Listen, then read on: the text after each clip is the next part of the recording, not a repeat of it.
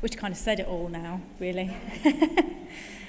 Good afternoon, everyone. My name's Helena White, and I'm a community midwife based up in Warwick.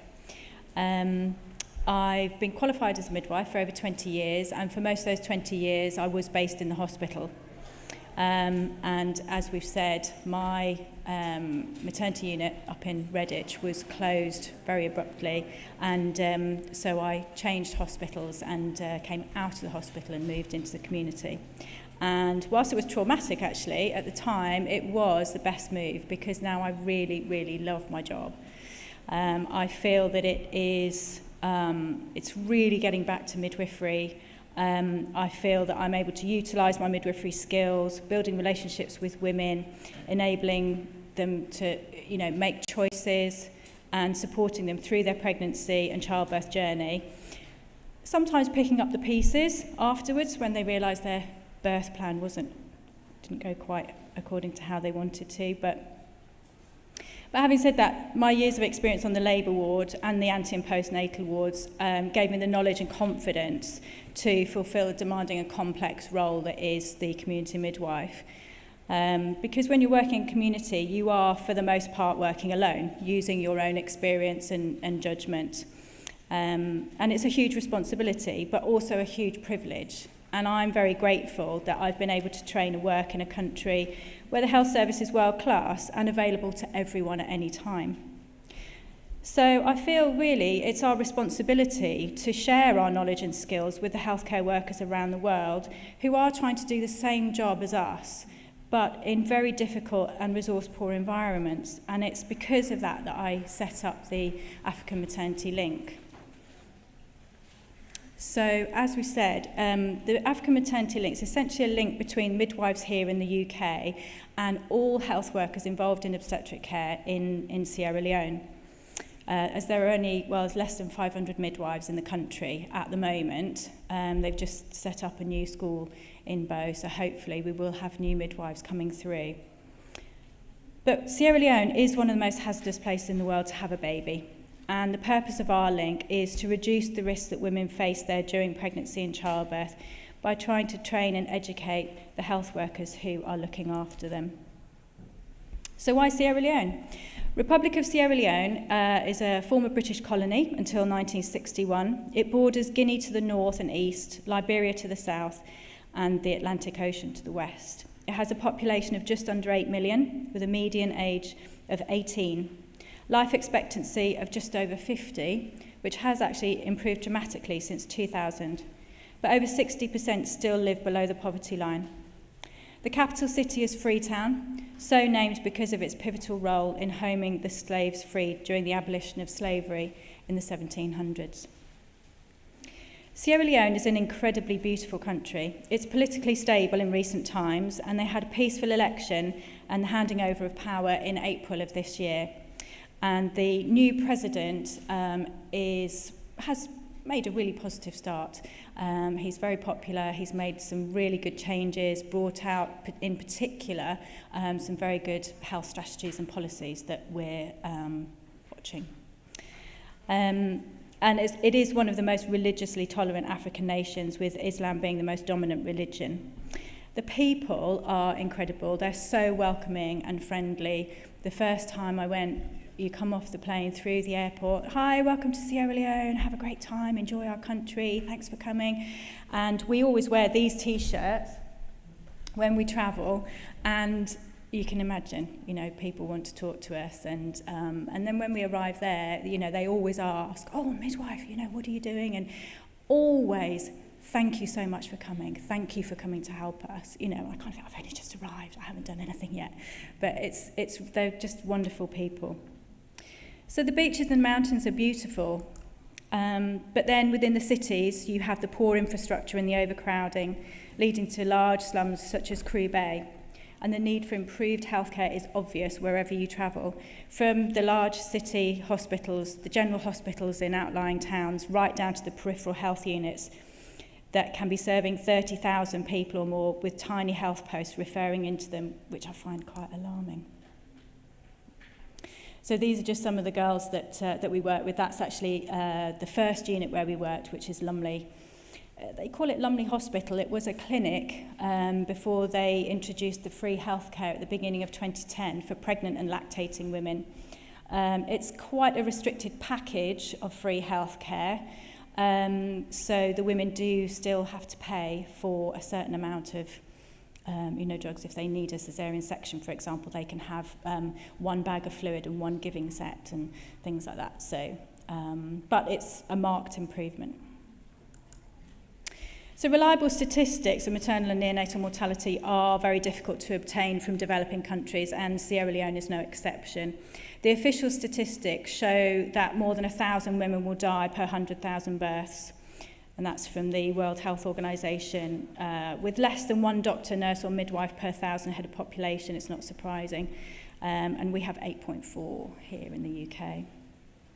But using the statistics that we do have, they state that over 1,300 women are dying per 100,000 live births in Sierra Leone, and that's compared to 9 here. And what are they dying from? Sepsis from unsafe abortion, as well as pregnancy, childbirth causes, hemorrhage, antepartum, but mainly postpartum, eclampsia, through lack of skilled health workers, equipment and drugs, and they're all preventable causes, easily preventable causes. As a midwife, I work on the front line with pregnant women and new mothers all the time, and I'm lucky enough to work in a country and for an organisation where I can keep my skills up to date and have the equipment and drugs that I need at my fingertips to do my job properly and to give the highest standard of care possible. And it distresses me that my colleagues around the world who are trying to do the same job as me don't have that support, or in a lot of cases any support at all, to try and keep their women safe. So maybe we as midwives could provide a solution to one aspect of the deprivation triangle. The skills that we have are completely transferable around the globe to any environment, any language, any culture. Babies are born the same throughout the entire planet. It's a bit like football. You don't have to speak someone's language to let them know that they're offside. They'll just know. It's simple. So my sons tell me. So what is the best way for us to transfer these skills to healthcare workers in developing countries? We've spent the last 6 years trying to get this right. And we've emphasised from the very beginning that what we're offering is the teaching of the skills and updating of their knowledge, rather than providing, new units, drugs, equipment. Because when they see NGO workers coming in, a lot of them think, oh, great, we need a new scanner, we need this, we need that. And it's kind of like, yes, we possibly might build up to that, but let's get water on board first. And it's just trying to, there's a lot of groundwork to do to make sure that everybody's singing from the same hymn sheet. So that's really what we've spent the last 6 years doing. So as we said, we started in 2012 as a direct health link between my unit here and a small clinic in Freetown.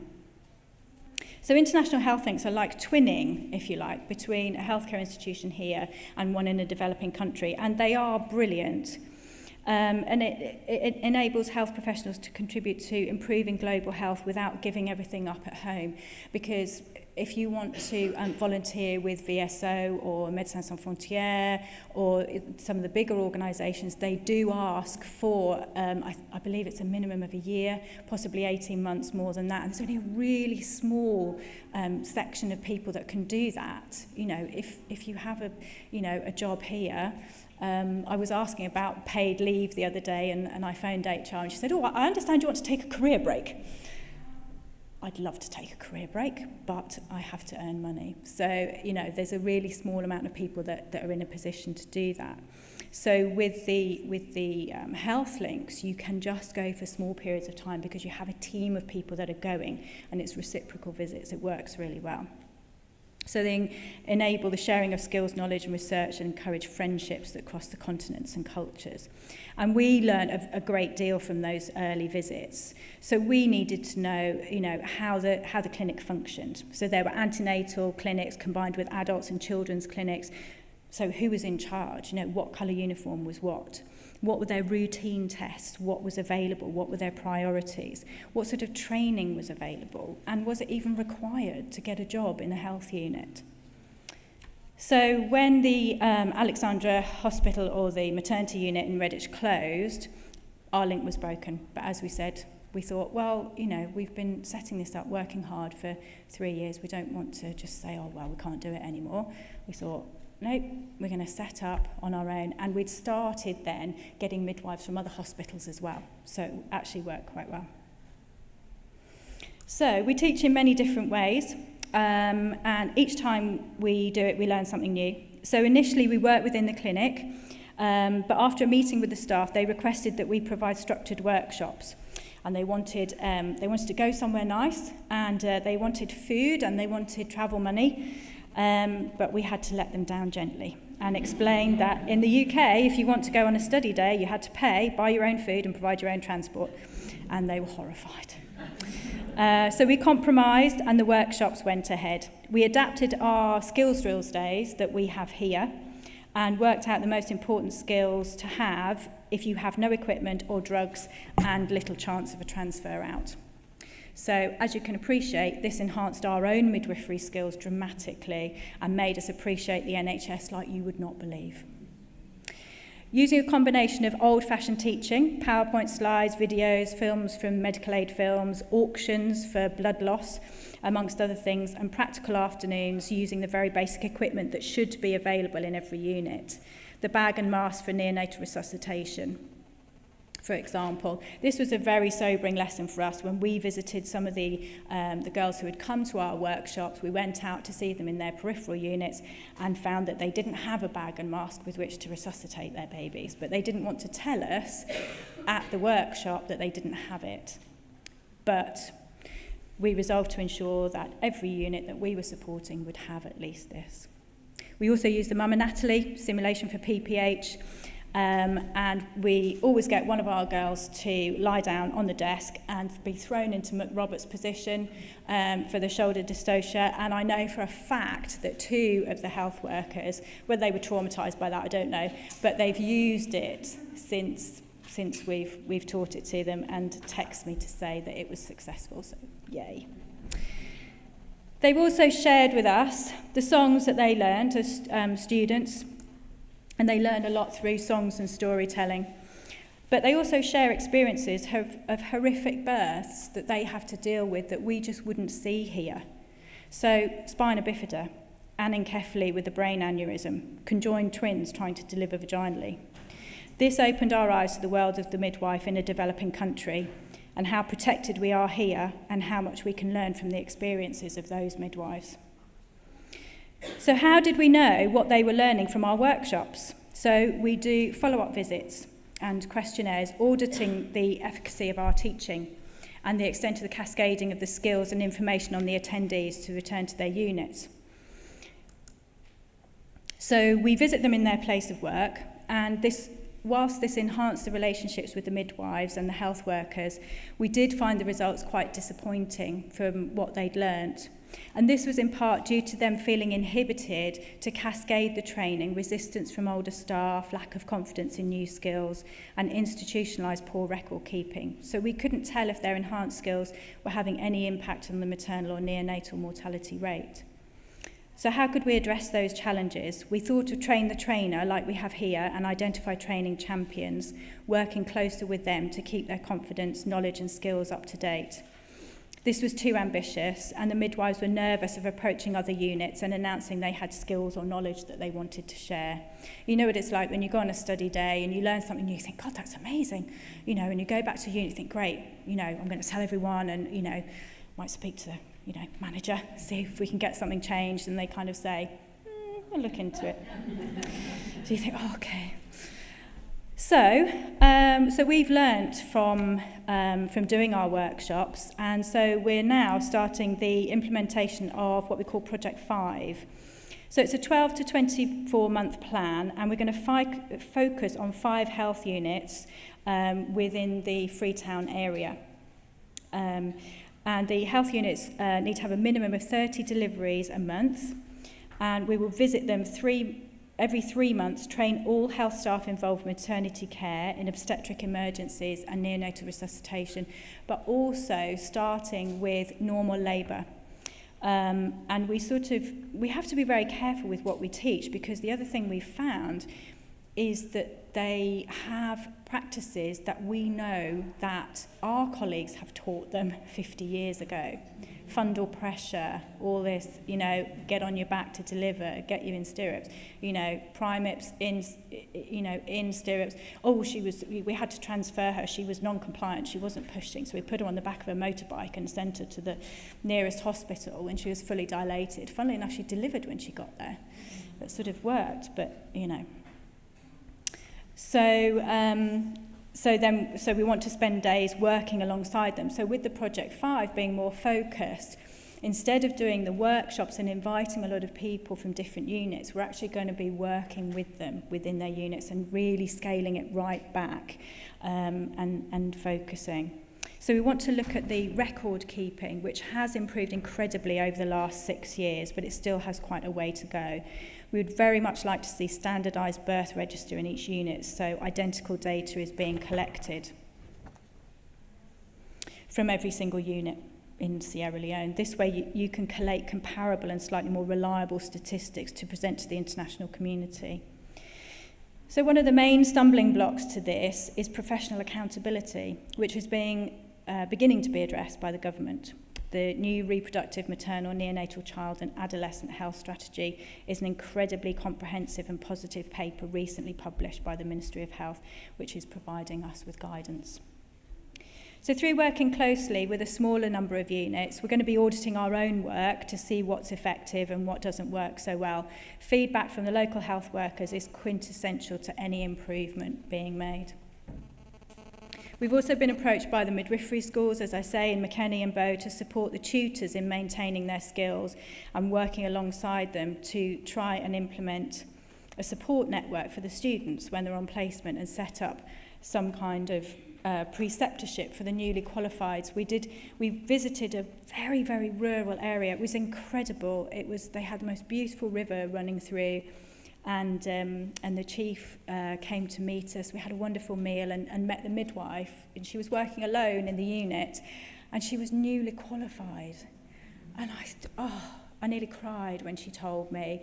And I said, "Oh, how are you getting on?" "Oh, no, it's fine," she says. And I think in a way she had absolutely no idea of what was being asked of her. And I just thought, I admire you so much. It's just incredible.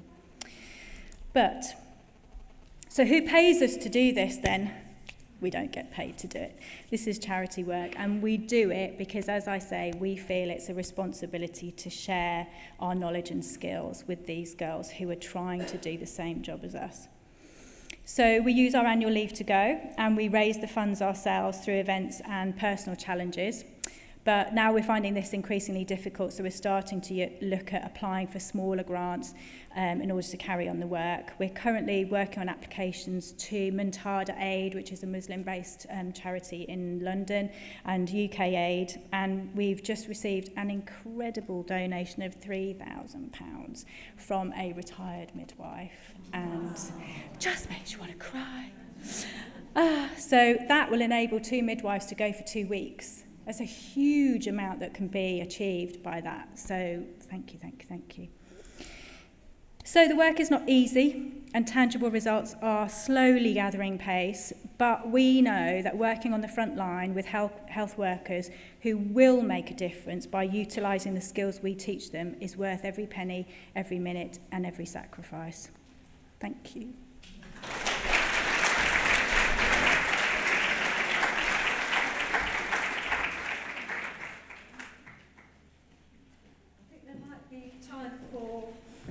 One or 2 questions, if anyone's...